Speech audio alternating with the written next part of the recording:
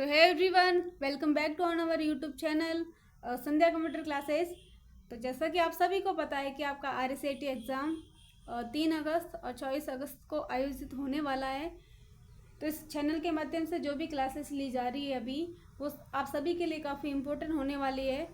तो आप सभी से रिक्वेस्ट है कि अगर आप इस चैनल पे पहली बार विजिट कर रहे हो तो चैनल को सब्सक्राइब करके अपने बेल आइकन को प्रेस कीजिएगा, ताकि जितनी भी अभी नई क्लासेस आने वाली हैं उन सभी की नोटिफिकेशन सबसे पहले आप तक आए। तो बढ़ते हैं क्वेश्चन की ओर। और स्क्रीन पे सबसे पहला क्वेश्चन है आप सभी के सामने। क्वेश्चन है आपके सामने कि एक्सेल 2010 में एक बड़े वर्कशीट को स्क्रॉल करते समय दृश्य में रखने की पंक्ति और कॉलम को फ्रीज करने के लिए कौन सा फीचर प्रयुक्त होता है। तो पंक्ति और कॉलम को एक जगह से मान लो फ्रीज आपको करना है, तो आप किस ऑप्शन का यहाँ पे यूज़ करोगे। Freeze panes command, filter, sort split windows. यानी कि जैसे आपने यहाँ से जो है पंक्ति और कॉलम को फ्रीज पेंस कमांड के द्वारा फ्रीज कर दिया, तो आप स्क्रॉल भी करते हो तो वो आपका ऊपर नीचे नहीं होता है। तो यहाँ से आपका ऑप्शन ए जो है बिल्कुल ही करेक्ट हो जाता है, यानी कि आप फ्रीज पेंस कमांड का यूज़ कर सकते हैं। नेक्स्ट क्वेश्चन है एक्सेल 2010 में एक नंबर सीरीज को जोड़ने के लिए कौन सा फंक्शन प्रयुक्त होता है। ऑप्शन फर्स्ट है इक्वल टू सम, या फिर equal to count, equal to max, या फिर इक्वल टू मिनिमम। यानी कि आप इन किन का यूज़ करके जो है नंबर को आप जोड़ सकते हैं। तो यहाँ पे आपको ऑप्शन फर्स्ट जो है बिल्कुल ही करेक्ट हो जाता है। यानी कि अगर आपको नंबर को जो भी नंबर लिखे हुए हैं उनके आपको काउंट करना है, जोड़ना है, तो यहाँ पे आप सम का यूज़ कर सकते हैं। काउंट का यूज़ जो है आप एक सेल के अंदर जो वैल्यू लिखी गई है उस वैल्यू की संख्या आपको काउंट करनी है। यानी कि सेल के अंदर जो है कितनी वैल्यू लिखी गई है वो काउंट करना है, तो आप यहाँ पे काउंट का यूज़ कर सकते हैं। लेकिन अगर आपको नंबर को जोड़ना है तो यहाँ पे आप सम का यूज़ कर सकते हैं। और मैक्सिमम का मतलब होता है कि हाईएस्ट आपको जो ज़्यादा से ज़्यादा है उच्चतम मान को निकालना है, तो वहाँ पे आप मैक्सिमम का यूज़ कर सकते हैं। और मिनिमम के लिए आपको यानी कि जो निम्न में से जो आपको नंबर निकालने हैं तो वहाँ पे आप इसका यूज़ कर सकते हैं। यानी कि कम से कम नंबर निकालने हैं किसी भी संख्या में, तो आप मिनिमम का यूज़ कर सकते हैं। तो यहाँ से आपका ऑप्शन ए जो है बिल्कुल ही करेक्ट हो जाता है।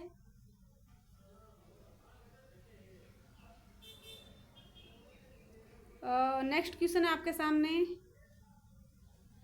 PowerPoint 2010 में किस रिबन टैब में टेक्स्ट, छवियाँ और वीडियो को स्लाइड में डालने के लिए कमांड्स होते हैं। Home tab, insert tab, animation, या फिर डिज़ाइन। देखो होम टैब में क्या काम होता है, पूरा फ़ॉन्ट से संबंधित होता है। अगर फ़ॉन्ट को हाईलाइट करना है, फ़ॉन्ट चेंज करना है, फ़ॉन्ट के अंदर आपको कलर लेना है, या फिर उसकी जो आपको साइज़ वगैरह बढ़ानी है, बोल्ड करना है, इटैलिक करना है, ये जो भी काम है ये आप होम टैब के अंदर से कर सकते हो। लेकिन अगर आपको कोई भी अपनी फाइल के अंदर इंसर्ट करवाना है, चाहे पिक्चर हो, सेव हो, स्मार्ट आर्ट हो, अगर कोई भी आपको इंसर्ट करवाना है, वीडियो है, स्लाइड है, तो आप सीधा इंसर्ट टैब का यूज़ कर सकते हैं। तो यहाँ से आपका ऑप्शन बी जो है बिल्कुल ही करेक्ट हो जाता है। और एनिमेशन देने के लिए आप एनिमेशन का यूज़ कर सकते हैं। तो यहाँ से ऑप्शन बी आप सभी का बिल्कुल ही करेक्ट हो जाता है। अब बढ़ते हैं अगले क्वेश्चन की ओर। नेक्स्ट क्वेश्चन है कि PowerPoint 2010 में स्लाइड सॉर्टर व्यू का उद्देश्य क्या है। यहाँ पे आपको बताना है स्लाइड सॉर्टर व्यू का उद्देश्य। पहला ऑप्शन है कि स्लाइड लेआउट संपादित करने के लिए, स्लाइड ट्रांजिशन अप्लाई करने के लिए, या फिर प्रेजेंटेशन में स्लाइड को फिर से व्यवस्थित करने के लिए और संगठित करने के लिए, या उपरोक्त में से कोई नहीं। तो स्लाइड सॉर्टर व्यू का उद्देश्य होता है कि प्रेजेंटेशन में जो स्लाइड है उनको आप फिर से व्यवस्थित कर सकते हो और उनको संगठित आप कर सकते हैं, यानी कि ऑर्गेनाइज आप कर सकते हो। तो यहाँ से आपका ऑप्शन सी जो है बिल्कुल ही करेक्ट हो जाता है। नेक्स्ट क्वेश्चन है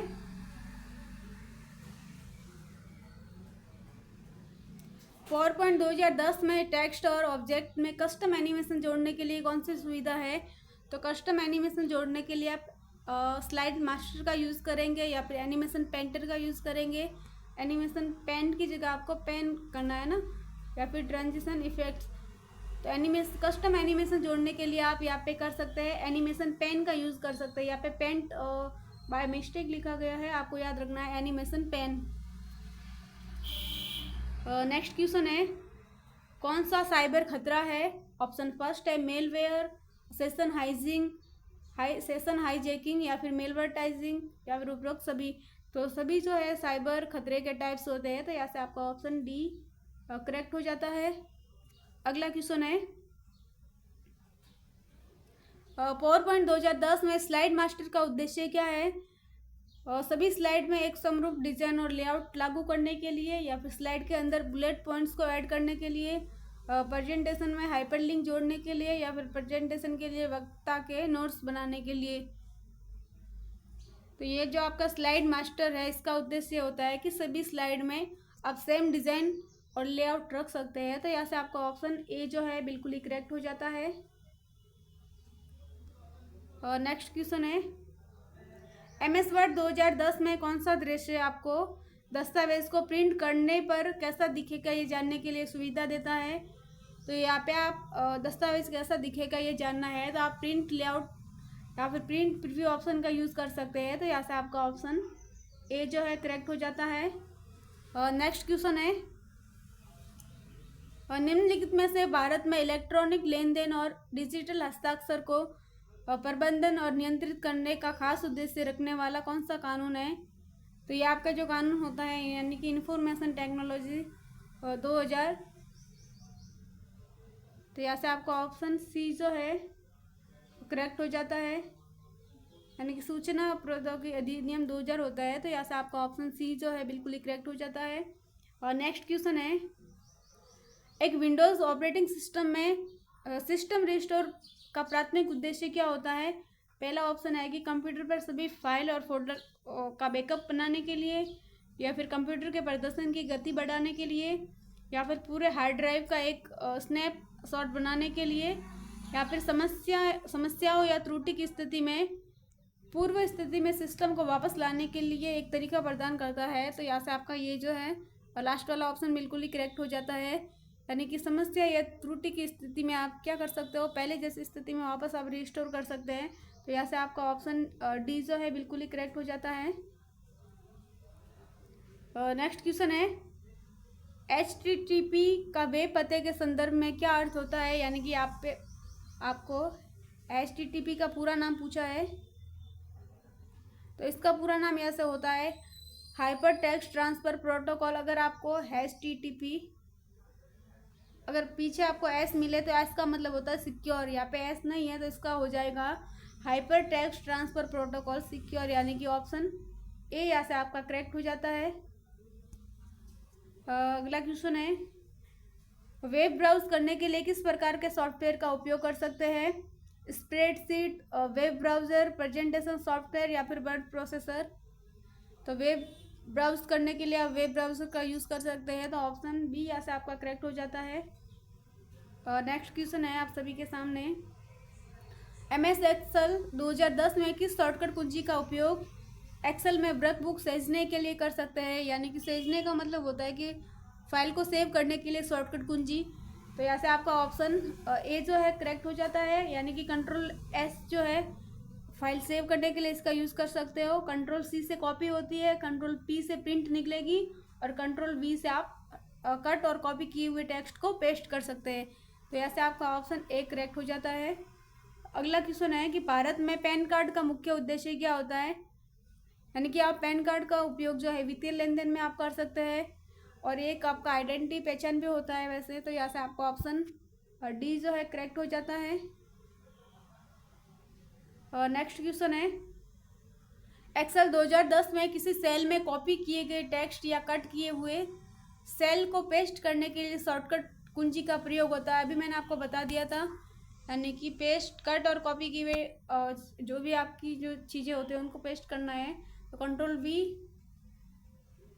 कंट्रोल सी से आपकी कॉपी, कंट्रोल एक्स से कट हो जाएगा, कंट्रोल डी के अलग अलग यूज़ है। अगर पावर पॉइंट में यूज़ करेंगे तो डुप्लीकेट स्लाइड इंसर्ट कर सकते हैं, और MS वर्ड में इसका यूज़ करेंगे तो फॉन्ट डायलॉग बॉक्स ओपन कर सकते हैं।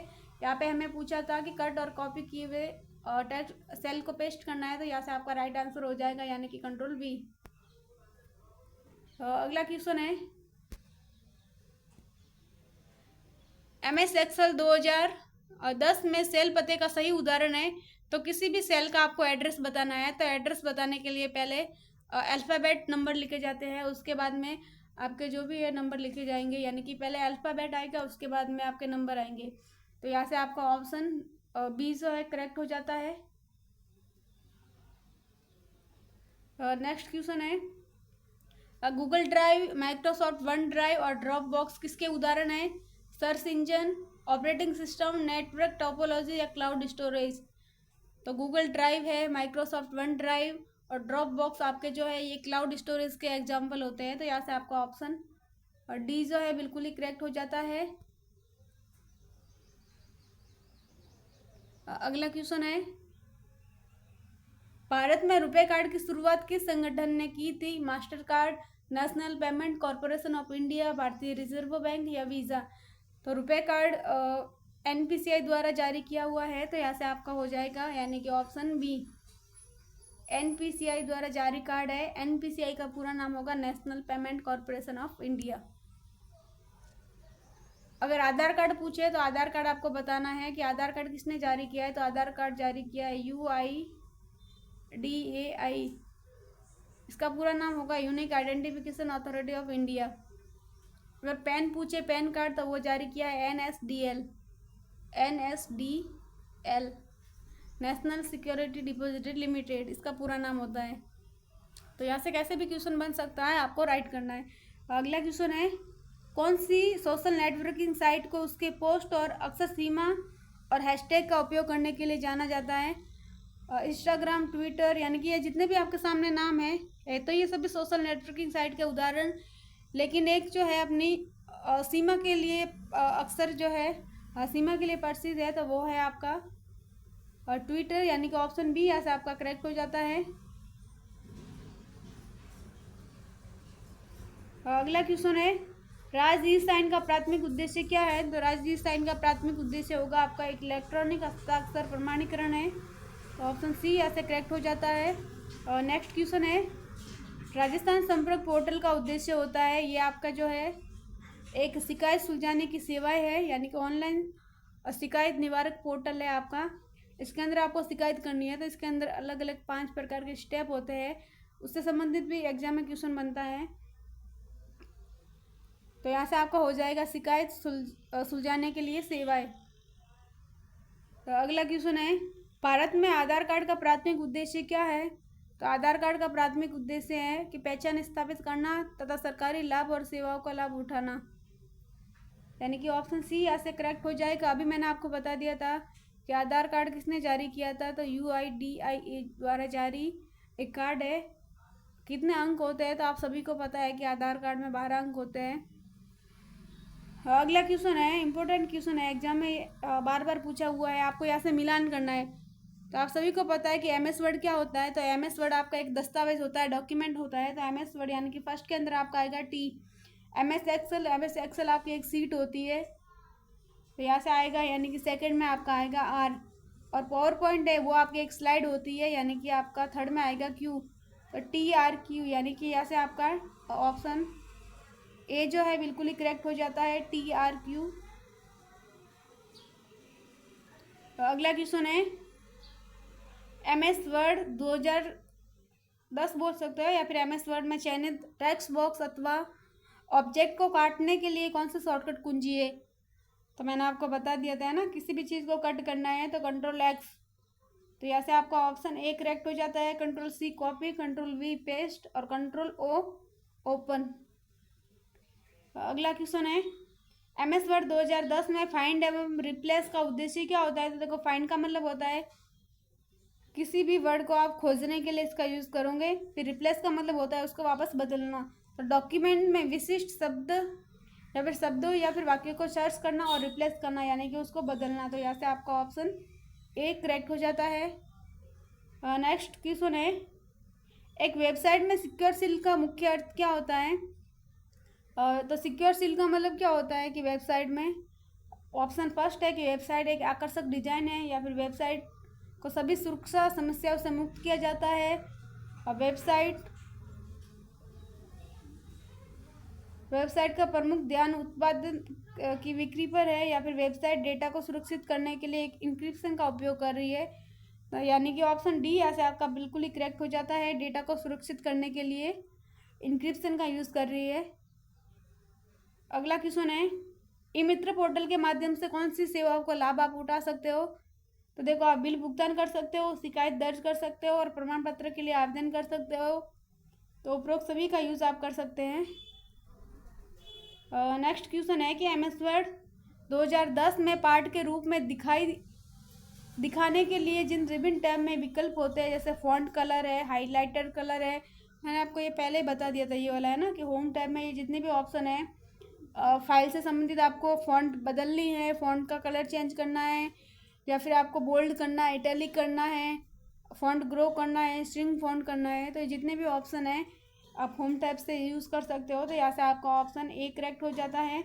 इंसर्ट में आप जो भी है इंसर्ट करवाना चाहते हो वो यहाँ से करवा सकते हो। पेज लेआउट के अंदर जाके आप पेज का ओरिएंटेशन वगैरह वो आप चेंज कर सकते हो। पोर्ट्रेट से अगर लैंडस्केप में रखना है तो वो भी आप यहाँ से कर सकते हो। अगला क्वेश्चन है कि एमएस वर्ड 2010 में चयनित टेक्स्ट बॉक्स की प्रतिलिपि बनाने के लिए, प्रतिलिपि का मतलब होता है किसी चीज़ का आपको कॉपी करनी है, तो कंट्रोल सी है ना, कंट्रोल ए से होगा ऑल सेलेक्ट, कंट्रोल एस बता दिया था सेव के लिए, और कंट्रोल वी पेस्ट के लिए। तो यहाँ से आपका हो जाएगा ऑप्शन ए।